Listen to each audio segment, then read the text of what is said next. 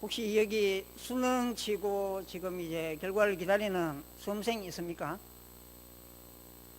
예, 한 명도 없네요. 예. 시험을 마친 우리 수험생들 지금 가장 강력한 무기가 무엇인지 압니까? 수험표죠, 수험표. 예, 그거 가지고 가면 할인 혜택을 받을 수 있는 가게들이 상당히 많습니다. 예, 그걸 무기 삼아서 지금 자유를 만끽하고 있을 것 같은데요. 얼마 지나지 않으면 예, 성적표를 받아들게 됩니다. 수능시험이 끝이냐 하면 그렇지가 않죠, 그죠? 이제 성적표를 받아보고 고민을 하는 친구들이 있을 거예요. 자기가 희망하는 대학 학과에 가기에는 부족한 성적표를 받아본 친구들은 재수를 결심하겠죠. 그러면 내년에 또 수능시험 쳐야 됩니다. 올해 이제 대학을 입학을 하는 친구들도 시험이 끝이냐 하면 그렇지가 않죠. 대학에 들어가면 끊임없이 시험을 칩니다. 예, 기본 중간고사, 기말고사, 그 외에 중간중간에 또 쪽지 시험을 치르기도 하죠. 대학 졸업하면 사정이 나아지느냐, 뭐 그렇지도 않아요. 예, 요즘 구직난이 워낙 심각하기 때문에 취업하기 위해서 또 공부해서 시험 쳐야 되고, 입사한 후에는 진급을 위해서 계속 시험을 쳐야 됩니다. 지금 시험 안 쳐도 되는 분들 예, 행복하신 줄 아셔야 될 것 같습니다. 예, 오늘 본문을 보면요, 제자들이 시험을 치고 있습니다. 예수님이 제자들한테 문제지를 이렇게 나눠주지는 않았지만은 사실 시험을 치르고 있죠. 여러분, 시험을 왜 칩니까? 뭐 여러 가지 이유가 있을 수 있는데, 시험의 가장 중요한 목적은 무엇이냐 하면 배운 것을 얼마나 많이 아느냐, 그걸 점검하는 것이죠. 다르게 이야기하면 다음 단계 공부할 준비가 되어 있는가, 이걸 점검하는 게 시험에 담겨 있는 중요한 의미입니다. 제가 사역하는 단체는 이제 의대, 간호대 학생들이 많은데요, 유급하는 친구들이 가끔 있습니다. 왜 유급을 합니까? 이번 학기 시험을 쳤는데 이번 학기에 배운 내용 너 충분히 익히지 못한 것 같아. 그러면 다음 학기에 공부하는 내용을 공부하기 힘들어. 한 해 쉬면서 이번 학기 공부한 거 다시 공부하라, 이런 의미이지 않습니까? 오늘 본문에서 제자들은요, 2번 시험을 치는데 첫 번째 시험에서는 굉장히 좋은 성적을 거두었습니다. 그런데 곧바로 이어지는 2번째 시험에서는요, 어쩌면 낙제점을 받았습니다. 제자들이 치른 시험 문제, 그게 무엇인가 오늘 좀 살피면서 은혜를 나누면 좋겠습니다. 본문의 배경이 되는 지방이 어느 지방입니까? 빌립보 가이사랴, 그렇게 되어 있죠. 이게 어떤 도시인지 혹시 아시는지 모르겠습니다. 예수님 탄생 당시에 유아 살해 명령을 내렸던 헤롯, 그 헤롯에게 로마의 황제가 선물로 하사했던 지역이 이 빌립보 가이사랴입니다. 그런데 선물을 받은 헤롯 대왕은 어쩌면 이 땅을 좀 이렇게 방치하다시피 했는데, 세월이 조금 지나서 이 헤롯의 아들인 빌립 2세가 이 지역을 정비를 하고 도시 계획을 실행을 한 거죠. 정비를 하고 도시 이름을 이제 붙이는데 어떻게 붙일까 고민을 하다가, 황제가 내린 땅이니까 황제를 기념하는 의미를 담은 시저 가이사르, 가이사랴라는 지명을 붙여야 되겠는데, 문제는 당시에 가이사랴라고 하는 또 다른 도시가 있는 거예요. 그러니까 이제 구별이 되어야 되니까 빌립이 자기 이름을 추가해서 빌립보 가이사랴 이렇게 이제 이름을 붙였습니다. 이 도시는 독특한 특징들이 몇 가지 있었는데요. 첫 번째는 황제를 기리는 분위기가 많았다는 거죠. 조금 전에 빌립 2세가 도시를 정비하면서 황제를 기리는 의미에서 도시 이름도 붙이고 그랬다고 말씀드렸죠. 그렇기 때문에 황제를 기리는 그런 도시였습니다. 그런데 로마에서 황제는요, 특별한 의미를 가지는데 사람 이상입니다. 단순한 사람이 아니라 로마의 황제는 신의 아들로 생각되는 그런 존재였거든요. 다르게 이야기하면요, 빌립보 가이사랴는 로마의 황제를 신으로 추앙하는 그런 분위기가 강한 도시였다는 거예요. 뿐만 아니라 이 도시에는 헬라의 다양한 신들을 숭배하는 분위기도 있었고요. 뿐만 아니라 어쩌면 당대에 가장 유명했던 신, 다산을 상징하는 판이라는 신을 위한 신전들이 절비한 그런 도시가 빌립보 가이사랴입니다. 예수님은 이 도시로 제자들을 데리고 가셨습니다. 밀려오는 유대인 무리들로부터 제자들을 분리해내고 제자들이 예수님을 누구라고 고백하는지를 알아보기 위해서, 그리고 제자들에게만 예수님 당신이 누구인지를 보여주기에 적합했기 때문에 이 도시로 데리고 간 것이죠. 빌립보 가이사랴에서 예수님이 내신 첫 시험 문제는 무엇입니까? 예수님 당신이 누구인지를 묻습니다. 먼저 예수님은 사람들이 나를 누구라고 하더냐? 제자들에게 질문하죠. 그러니까 제자들이 사람들한테서 들었던 여러 가지 답들을 예수님한테 말씀드립니다. 어떤 사람은 세례 요한이라고 하고요, 어떤 사람은 엘리야, 예레미야나 선지자 중에 한 사람이라고 이야기합니다. 이렇게 대답했죠. 그러자 예수님이 어떻게 합니까? 곧바로 이어서 제자들에게 그러면 너희는 나를 누구라고 하느냐? 문제를 내십니다. 이 질문에 담겨있는 예수님의 기대가 무엇일까요, 여러분? 사람들이 제출한 그 답안과는 다른 답안을 제자들한테 기대하고 계신 것이죠. 이유가 무엇입니까? 왜냐하면 그동안 제자들은 예수님 가장 가까운 곳에 있었습니다. 예수님은 어쩌면 무리들과는 다르게 제자들을 집중 교육시키셨죠.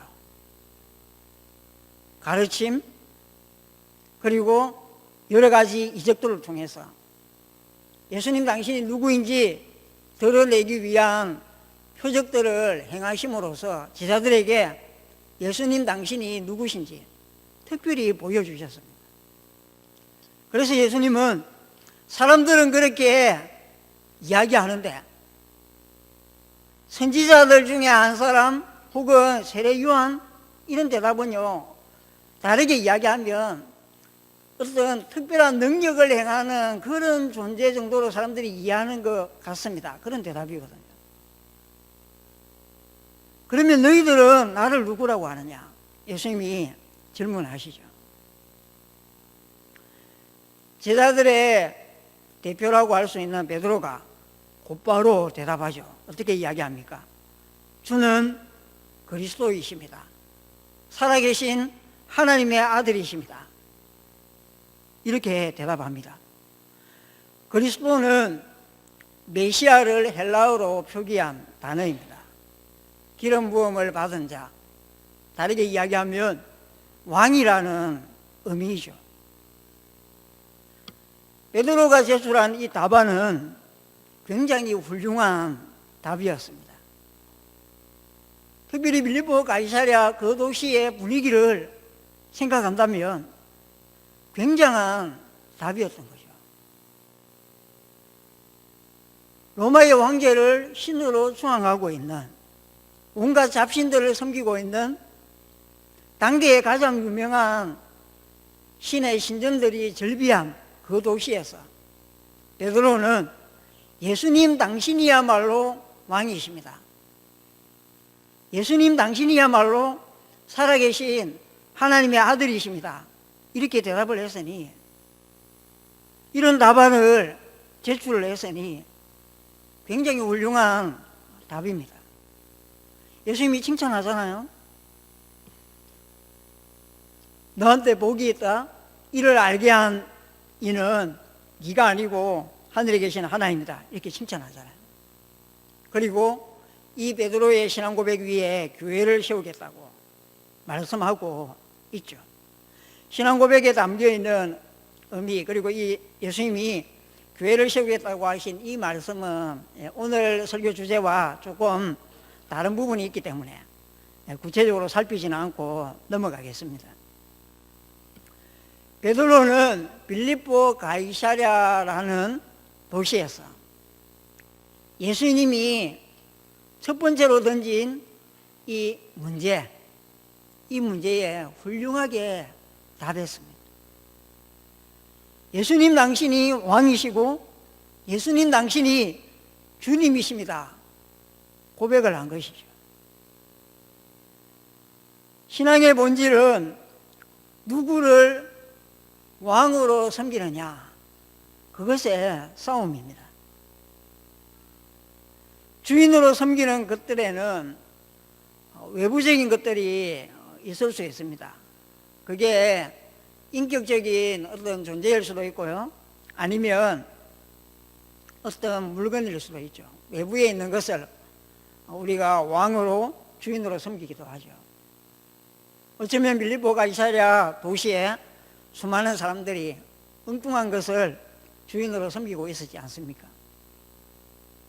뿐만 아니라 사람들이 왕으로 섬기는 대상에는요, 우리 내부에 있는 것들도 있죠.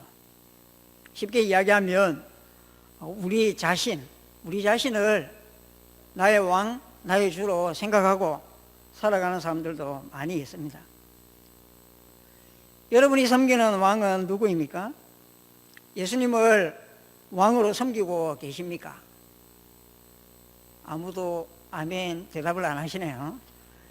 소리 내어 대답은 하지 않으셨지만 마음속으로 아멘 그렇습니다, 그렇게 대답하셨을 거라고 생각합니다.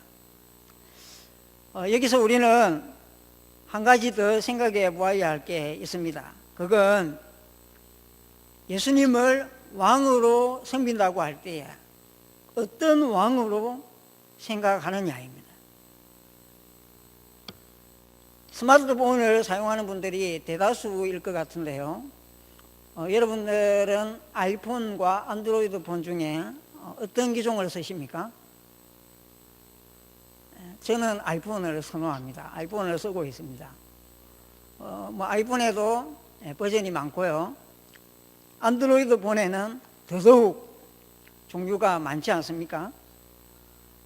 어떤 기종을 쓰고 계시는지 모르겠는데 그 기종을 선택할 때에 여러분들은 폰에 기대하는 뭔가가 있기 때문에 그 기능을 잘 구현하는 기종을 선택하지 않으셨습니까? 그렇게 하셨죠. 어떤 분들은 스마트폰을 카메라처럼 쓰시는 분들이 계십니다. 사진만 찍는 거예요. 어떤 분들은 페이스북이나 밴드나 트위터나 이런 SNS 하는 데에 주로 쓰시는 분들도 계십니다. 아니면 또 다른 젊은 세대들은요, 게임기로 쓰시죠. 게임만 해요, 게임만. 또 다른 사람들은 스마트폰을 굳이 왜 샀는지 이해가 되지 않는 그런 분들도 들어 계십니다. 전화기로만 쓰십니다. 그냥 가볍고 한손에 쥐어지는 폴더폰 쓰면 되겠는데 왜 굳이 스마트폰을 쓰는지 이해가 되지 않는 그런 분들도 들어 계시죠. 어떤 용도로 쓰는지를 보면 그 사람에게 스마트폰이 갖는 의미를 알 수 있습니다. 똑같은 거죠. 우리 모두는 예수님을 왕으로 섬기고 있습니다. 그런데 어떤 왕으로 섬기느냐 하는 이 문제로 들어가면요, 또 다른 문제가 펼쳐지는 것입니다. 21절 보십시오, 여러분. 이때로부터 예수님이 무엇을 말씀하십니까? 자기의 고난과 죽음 그리고 부활에 관해서 비로소 말씀하기 시작하십니다.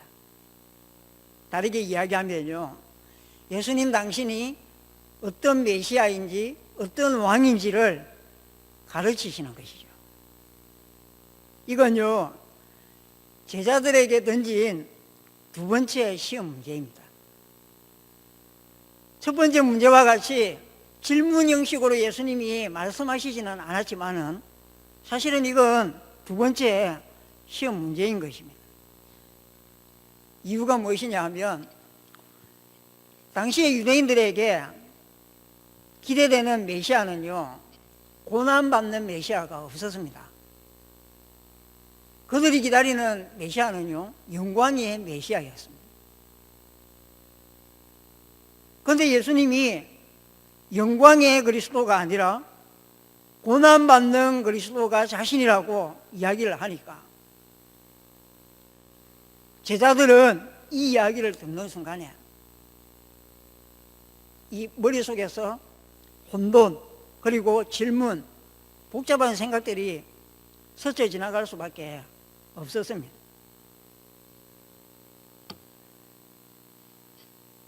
베드로가 곧바로 반응하잖아요. 아니, 말도 안 되는 소리 왜 하십니까? 예수님 당신은 절대로 죽을 수 없습니다. 죽어서는 안 됩니다. 그렇게 이야기하잖아요. 제자들이 생각하고 있던 그리스도는 힘이 있는, 그래서 로마로부터 이스라엘을 해방시켜줄 그런 메시아였습니다. 예수님이야말로 무너진 다윗 왕국을 다시 일으켜 세울 왕이라고 생각한 거죠. 정치적인 해방과 함께 이스라엘 나라를 다시 세워줄 왕으로 기대한 것입니다. 더 나아가서 어쩌면 그때 떨어질 꿈을 높은 자리 한 자리 차지하는 것, 거기에 제자들의 마음이 쏠려 있었던 것이죠. 그런데 제자들이 제출한 이 답안은요, 사람의 일에 불과하죠. 당시 유대인들 그리고 제자들이 갖고 있던 이 답은요, 하나님의 일과는 거리가 멀었습니다. 하나님이 갖고 계셨던 답은 전혀 다르지요. 예수님은 어떤 메시아입니까? 많은 고난을 받고 죽임을 당해야 합니다. 죽은 자 가운데서 다시 살아나야 합니다. 왜 예수님이 이런 그리스도로 이 땅에 오셔야 했습니까? 그건 예수님은 정치적인 이스라엘을 건설하기 위해 이 땅에 오신 분이 아니기 때문에 그래요. 정치적으로 이스라엘을 로마로부터 해방시키고 잃어버린 영토를 회복해서 땅에 있는 이스라엘 나라를 세우기 위해서 이 땅에 오신 분이 아니기 때문에 그런 것입니다. 예수님은 죄의 권세로부터 우리를 해방시키시고 새로운 이스라엘, 영적인 이스라엘을 세우기 위해서 이 땅에 오신 그리스도이신 것이죠. 그렇기 때문에 그 예수님은 고난과 죽음의 길을 통과해서 마침내 부활에 이르러야 하는 그런 분이신 것이죠. 사랑하는 성도 여러분, 여러분에게 예수님은 어떤 분입니까? 예수님에게 무엇을 기대하십니까? 예수님을 어떤 왕으로 생각하고 그분을 따르고 있습니까? 제자들과 같이 높은 자리 하나 얻으려고, 아니면 오병이어 기적 사건 이후에 무리들이 자기들의 배고픔을 해결해 줄 그런 인간적인 왕, 그것들을 기대하며 예수님을 섬기고 있지는 않습니까? 고난과 죽음, 부활로 말미암아 우리에게 주신 구원, 예배를 시작하면서 제가 기원 기도로 드렸던 기도와 같이 우리를 새 이스라엘로 부르시고 하나님 나라 잔치에 참여해 주기 위해서, 참여하는 권한을 주기 위해서 고난과 죽음과 부활의 과정을 거치신 그 예수님을 왕으로 섬기고 계십니까? 새 이스라엘로 불러주신 하나님의 은혜, 그 은혜로 만족하고 기뻐하는 우리의 삶이 될 수 있으면 좋겠습니다. 그리고 한 걸음 더 나아가서 24절부터 26절에서 예수님이 요구하시는 삶을 우리 모두가 살아갈 수 있으면 좋겠습니다. 자기 부인, 자기 십자가, 심지어 목숨을 잃어버릴 각오를 하고 주님을 따라야 합니다. 왜냐하면 한 알의 밀이 떨어져 썩지 않으면 열매를 기대할 수 없습니다. 고난 없는 영광은 없기 때문이죠. 올해 수능이 그 어느 해 수능보다 불수능이었다 이야기가 있고요. 그리고 시험 문제에 대한 이의 제기도 역대 최고로 많았다, 그런 이야기가 있습니다. 어쨌든 출제한 관계기관에서는 문제는 없다, 처음에 발표한 답 그대로 다 인정된다, 그런 발표를 했습니다. 이의를 제기한 사람들 근거 없이 이의를 제기하지는 않았을 것입니다. 자기가 생각하기에 이것도 답으로 인정될 것 같은데요, 문제를 이렇게 해석하면 이것도 답이 될 수 있잖아요, 이렇게 이제 이의를 제기하는 것이죠. 오늘 본문에서 하나님은 어쩌면 우리한테 두 가지 시험 문제를 던지고 계십니다. 예수님, 너에게 어떤 존재야? 예수님이 왕이라고, 너의 주인이라고, 그러면 어떤 왕이야? 질문을 던지고 있습니다. 내가 생각하는 답 적어서 아니 이 답 맞잖아요, 이렇게 우기는 저와 여러분들이 되지 마시고, 오늘 예수님이 말씀하시는 하나님의 일, 하나님이 갖고 계시는 답, 고난과 죽음을 통해서 부활에 이르는, 그래서 이 땅에 있는 모든 민족, 모든 사람을 새 이스라엘의 구성원으로 부르시는 그 하나님의 손길들을 우리가 좀 기억하고 그 하나님의 답을 마음에 품고 살아가는 저와 여러분들이 되면 좋겠고요. 그 길은 사실 우리 자신이 살아 있어서는 따라가기 힘든 길이죠. 나에 대한 사랑, 나에 대한 연민 접고 자기를 부인하고 자기 십자가를 지고 어쩌면 목숨을 내어놓는 그런 용기까지 필요로 하는 길인지도 모릅니다. 하나님의 답을 우리가 쥐어잡고 부여잡고 잘 달려가는 저와 여러분들이 될 수 있기를 바랍니다.